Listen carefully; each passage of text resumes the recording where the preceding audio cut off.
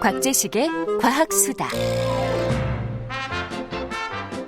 네, 공학 박사이시자 화학자이시자 SF 소설가이신 곽재식 작가와 함께합니다. 어서 오십시오. 안녕하세요, 곽재식입니다. 예, 1717번 쓰시는 분, 화면이 왜 안 보이죠? 유튜브에 막 그런 말씀을 하셨는데, 제가 요 방금 전에 김방희 소장과 했던 거는 실은 녹음물입니다. 그래가지고 그거를 아마 깜짝 놀라셨을 거예요. 죄송해요, 우리 이 PD님 미안해요. 내가 이걸 또 고급 정보를 알려드려 버렸네. 하여튼 그래가지고 지금은 그러니까 우리가 얼굴이 나옵니다. 예, 마치 녹음을 생방처럼 이렇게 해야 되는데. 요것도 기밀 정보를 알려드렸네. 자, 하여튼, 과학계의 호빵맨, 우리 곽재식 작가와, 저는 세균맨, 김홍성과 함께 하겠습니다. 과학수다 지금 이제 세균 얘기를 조금 이어가고 있습니다. 이 세균과 관련된 책도 내셨기 때문에 더더군다나 요즘, 관심이 많습니다. 일단은 우리가 다 이제 상식입니다만 좀 짚어가죠. 세균, 제일 큰 건 곰팡이균이고, 네. 그 다음이 세균이고, 그 다음이 바이러스다. 세균은 곧, 박테리아라고도 불린다. 그렇습니다. 그래서 그렇습니다. 박테리아하고 바이러스하고 헷갈리면 안 된다. 그렇습니다. 박테리아가 세균이다. 그렇습니다. 그렇기 때문에, 지금 바이러스는 굉장히 미세해서, 이건 뭐, 마스크로도 이게 막을 수 없는 그런 정말 눈에 보이지 않는 거의 조그마한, 눈에 보일 수가 없죠. 세균도 참. 그렇죠. 하여튼 그렇습니다만 예. 그렇다 이 말이죠. 그래서 세균을 죽이는 거는 항생제. 그렇습니다. 이 정도는 우리가 이제 알아야 된다. 완벽하게 기억하고 계시네요. 하지만 바이러스는 항생제로 죽일 수 없다. 그렇죠. 그렇기 때문에 이건 백신이나 치료제가 따로 나와야 되는데 그렇습니다. 이거 한 1년 반 정도 걸린다. 그거는 제가 잘 모르겠습니다. 하여튼 그 정도 오래 얼마나 걸린다. 걸릴지는 제가 잘 모르겠습니다만. 자, 요 정도까지 또 우리가 요거 이제 확실하게 요 시간에는 배운 거는 또 이렇게 복습을 하고 가야 됩니다. 이게 지금 코로나 얘기를 조금 해주신다면 이게 이제 해외에서 유입되는 환자들이 또 걱정이 되네요. 이제 우리 국내가 좀 진정이 되니까 전 세계적으로 이게 확산이 되다 보니까 뭐 생활적으로 뭐 이렇게 사회적 거리 운동 뭐 이런 거 펼치고 있습니다만 어떻게 하는 게 제일 좋아요? 두 가지 다 조심해야겠죠. 우리 내부에서 전파가 잘 되지 않도록 사회적 거리두기, 요즘엔 뭐 물리적 거리두기라고 좀 더 적극적으로 말해야 된다라고 말씀하시는 분들도 계시던데, 네.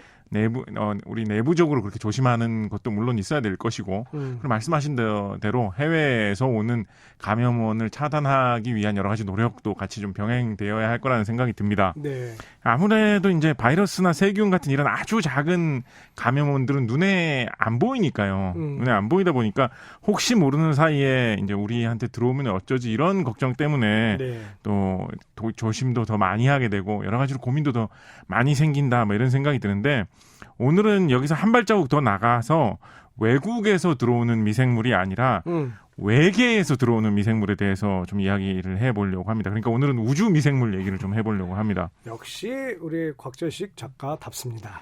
여기 지금 이 시국에 우리가 외국에서 오는 세균까지 우리가 걱정을 하기에는 좀 지금 너무 바로 앞에 코앞에 있는 바이러스가 걱정이 되긴 하는데 이게 우주에 그러면 세균이 산단 말이에요? 영화나 SF 소설이나 이런 거 보면 외계인들이 비행 접시를 타고 뭐 지구를 공격하고 이런 이야기 가끔 나오지 않습니까? 그렇죠, 그거요. 그런데 저도 사실은 이제 SF 작가로서 단편 소설 중에 그런 거 쓴 적도 있고 그런데 조금만 더 생각을 해보면 그렇게 발달한 외계인뿐만 아니라 외계인이 만약에 정말 있다면 외계의 미생물은 훨씬 더 많아야 되지 않을까 하는 생각도 해볼 수가 있죠. 그렇죠. 예를 들어서 뭐 지구의 인구가 뭐 70억, 80억 명이다라고 하는데 지구의 세균은 그냥 웬만한 산에 가서 흙 한 숟갈만 퍼보면 그 안에 세균이 뭐 100억 개 이렇게 들어있는 수도 있거든요. 그러니까 외계인이 있다면 외계에 세균이 있는 것은 더더욱 있을 법한 일일 것입니다. 근데 사실 또 그렇게 걱정할 필요는 없는 게, 만약에 우주에 어떤 먼지나 돌조각 같은데 정말로 외계에 세균이 있어가지고 묻어가지고 지구에 떨어진다 뭐 이런 식으로 상상을 해보면 사실은 그런 게 떨어지다가 지구에는 공기가 있지 않습니까? 그래서 공기와의 마찰로 불타버리게 됩니다. 그래서 그게 만약에 눈에 보일 정도로 빛나게 되면 이제 유성으로 보이기도 하고 그런 것인데, 그래서 말하자면 공기가 지구의 방어막이 돼주기 때문에 설령 외계에 세균이 있다고 하더라도, 외계 세균이 있다고 하더라도 지구에 들어오기가 쉽지는 않다라는 것이 20세기 초반까지의 생각이었는데 네. 20세기 중반 들어서 사람들이 어떤 것을 걱정하게 됐냐면 1961년 소련의 유리 가가린이 예. 우주에 나갔다가 들어왔죠. 우주선을 타고. 그렇습니다. 그러니까 사람들이 그때부터 이런 걱정을 하기 시작한 겁니다. 우주에 사람이 나갔다가 들어오는데 만약에 우주에 나갔을 때 혹시 그런 외계 세균 같은 게 있어가지고 혹은 외계 바이러스 같은 게 만약에 있어가지고 예. 그 우주선에 묻어서 우주선 내부에 들어오면 그렇지. 사람이 돌아올 때 그대로 안전하게 같이 들어올 수 있는 게 아니냐 이런 걱정을 좀 하게 된 거죠. 거기에 조금 확대된 영화가 에일리언 같은 거 아닙니까? 그렇죠. 그 뭐 이제 우주선에 뭔가 그 생명체가 네, 들어왔다는 거. 영화에서는 막 사람한테 기생도 하고 뭐 이런 뭐 식으로 그런 펼쳐지는데 예. 그렇게까지 안 된다 하더라도 혹시 들어오면 어쩌냐 하는 생각을 조금씩 하게 된 거죠. 네. 그래서 예를 들어서 우리가 잘 알고 있는 아폴로 11호, 달에 갔다 온 아폴로 11호만 하더라도 네. 1969년 7월 24일 날 지구로 돌아왔는데 아폴로 11호의 그 대원들이 돌아왔는데 네. 돌아오면 막 영웅으로 대접하면서 막 카퍼레이드도 하고 막 난리가 났을 것 같잖아요. 네. 근데 사실 돌아오자마자 그렇게 바로 하지 못하고 왜냐하면 달에서 우주에서 혹시 세균이나 바이러스를 묻혀왔으면 어쩌지라는 생각 때문에 태평양의 바다에 착륙을 했는데 이 사람들을 건져가지고 미국으로 바로 데려가지도 않고 예. 미국의 항공모함에다가 태운 채로 바다 위에 띄워놓고 그 강철로 만든 어떤 격리 시설 속에다가 네. 이 세 사람이 들어가가지고 2주일 이상 격리돼 있었습니다. 아. 미국까지 가지도 않고 그러니까 미국 사람들이 건강 염려증이 심하잖아요. 미국 사람들이 철저하게 조심한 거죠. 미국으로 오지도 않고 태평양에 근데 띄워놓은 진짜 배 위에서 그렇구나. 한 2주 이상 그래서 당시 미국 대통령이 닉슨 대통령이었는데 닉슨 대통령이 그 항공모함에 찾아가가지고 이제 격리된 그 유리창 밖으로 대원들을 보면서 아폴로 11호 대원들을 보면서 격려하는 뭐 그런 사진도 나와 있고 했었습니다. 그 사회적 거리 운동의 시초군요, 그때가. 극단적으로 사회적으로 거리를 둔 거죠. 그때는. 야, 그랬구나. 그러니까 진공 상태에서는 세균이나 바이러스가 못 살죠. 그러니까 사실은 어느 정도는 버틸 수 있다고 보는 연구들이 좀 나와 있긴 합니다. 그런데 예를 들어서 이제 뭐 활발하게 살기는 어렵겠지만 세균들 중에는 굉장히 극한 환경에서 살 수 있는 것들이 많이 있거든요. 아, 그래요? 네, 그래서 어떤 제한적인 환경에서는 혹시 또 우주는 넓으니까 이상한 것들이 있지 않을까 이런 걱정을 사람들이 좀 한 거죠. 그 이제 그런 어떤 달이나 화성에 이제 만약에 갔다 온 우주선이라면 진짜 그거는 조금 걱정될 법도 하겠네요. 왜 화성에 생명체가 있다 없다 아직도 뭐 그 SF 소설도 영화도 많이 만들어지고 그런 거 사실 있잖아요. 달만 해도 지금 이제 여러 번 우리가 갔다 왔지 않습니까? 미국에서도 여러 번 갔다 왔고 네. 일본에서도 탐사선을 보냈었고 중국에서는 아무도 안 가봤던 달의 뒷면에 이제 탐사선 착륙시킨 적도 있고 뭐 그랬었기 때문에 맞아요. 달만 해도 좀 조사가 많이 돼 있는데 어. 사실 달은 공기도 없고 태양의 자외선이나 방사선도 너무 강하고 온도도 굉장히 혹독해가지고 뭐 뜨거울 때는 뭐 영상 200도 아니 영상 한 100도 이상도 넘어가고 그렇죠. 추울 때는 영하 200도 밑으로도 내려가고 네. 뭐 그런다 그래서 달에는 세균이든 뭐든 좀 살기 어려울 것이다라는 것이 지금 좀 정론으로 좀 굳어지고 있는 것 같습니다. 네. 그렇지만 화성만 해도 지구보다는 좀 희박하지만 대기도 있고 온도도 뭐 평균적으로 한 영하 몇십 도 정도라고 하니까 예. 따뜻한 곳에서는 한 영상 한 20도 정도 되는 곳도 있는 거 아니냐라는 이야기도 나오고 있거든요. 그러니까 화성 같으면 잘하면 세균 정도는 살 수 있을지도 모른다라는 생각을 사람들이 많이 하고 있습니다.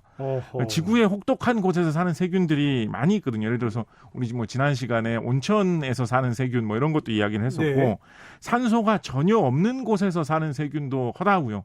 그래요? 예를 들어서 뭐 우리 사람 뱃속만 해도 그렇지. 사람 뱃속만 해도 산소가 없는 곳에 그렇지. 파고 들어가서 사는 세균들도 있고요. 뭐 그렇구나. 친숙하게 뭐 병에 관련된 세균 중에는 파상풍균 뭐 이런 것도 산소 없는 곳에서 살 수가 있고 네. 그렇기 때문에 그런 세균도 많이 있는데다가 추운 곳에서 사는 세균들도 사실 굉장히 많이 있거든요. 예.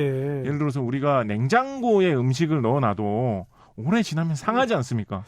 저희 어머니는 냉장고에 들어가면 다 살균이 되는 줄 알고 계세요. 근데 냉장고에 들어가도 오래 지나면 음식이 상하지 않습니까? 상하죠. 예. 음식이 상한다는 게 결국은 세균이 번식해서 음식을 갉아먹어서 망쳐놓은 거거든요. 근데 우리가 일부러 세균을 넣어주고 막 살리려고 애써 노력하지 않아도 그렇구나. 어딘가에서 붙어있던 세균이 저 혼자서 그렇게 잘 자라나가지고 음식을 상하게 하는 거거든요. 그러니까 예. 지구에는 별의별 세균이 다 살고 있어서 그렇죠. 냉장고에 추운 곳에서 그렇게 사는 세균도 있는 것을 보면 화성에 또 아직까지는 사실은 화성에서 뭐 세균이 됐든 뭐가 됐든 생명이 있다는 흔적은 없습니다. 그리고 화성에 자체적으로 그렇게 세균이 화성에서 태어나서 살았을까 생각을 해보면 지금까지는 증거도 부족하고 뭐 제가 보기에는 없을 확률이 좀 높지 않을까라는 생각이 좀 들기는 하는데 이거 약간 SF 소설가답지 않은 왜냐하면 거기 뭐 화성에 물 흔적도 있다. 그렇죠. 뭐 막 사실 물이 화성에 있다는 것도 예. 굉장히 세균이 살기에 좋은 그런 조건이거든요. 거잖아요. 예. 네, 그래서 화성에서 세균이 산다는 것 자체는 가능하고 특히나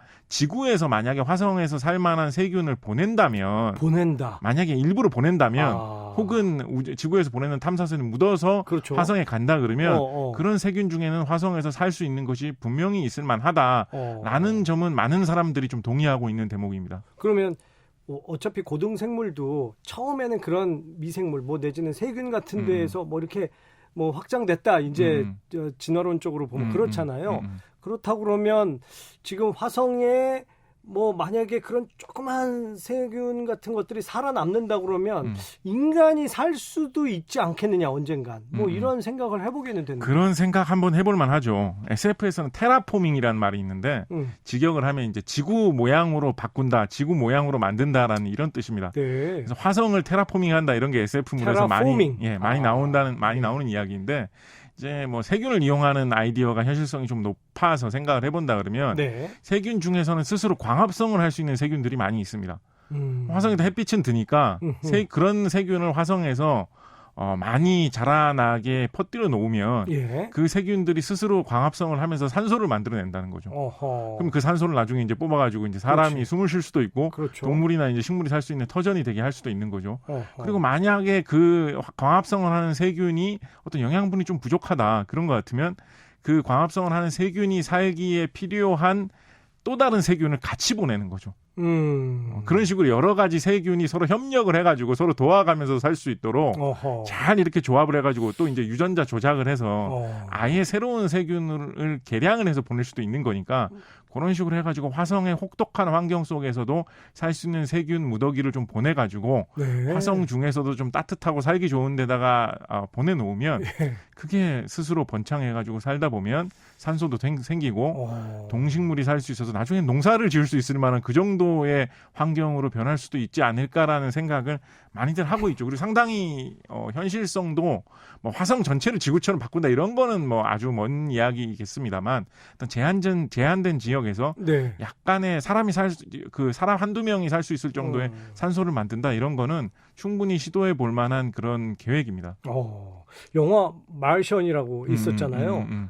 이제 그 안에 이제 혼자 남겨진 어떤 이제 우주인이 거기서 이제 뭐 심지어 농작물도 키워요. 자기의 배변한 거를 이제 거름 삼아가지고 이렇게 막 농작물도 키우고 그러는데 그 만약에 뭐 한두 사람 정도 어느 정도 이렇게 만약에 거기에 보내가지고 개간을 한다고 그러면 할 수도 있겠다 이런 말씀이신 거네요. 그렇죠. 이런 연구가 또 재밌는 게 어떤 점이 있냐면 이게 화성의 척박한 곳에다가 세균을 키워서 살려가지고 결국에는 거기에 사람도 살고 식물도 살고 농작물도 키운다는 발상이거든요. 네. 그래서 이 연구를 하다가 보면 이 발상을 지구의 척박한 땅에도 그대로 적용을 할 수가 있게 될 수 있습니다. 맞아요. 예를 들어서 우리가 지금 고비 사막에서 날려오는 먼지 때문에 황사와 미세먼지로 굉장히 고생을 하고 있는데 이 기술이 만약에 잘 개발이 되면 그거를 그대로 고비 사막에 적용시켜가지고 고비 사막에 풀을 자라게 해서 황사와 미세먼지를 차단하는 이런 용도로 사용될 수도 있겠죠. 그러네요. 그리고 뭐 기후 변화 이런 것 때문에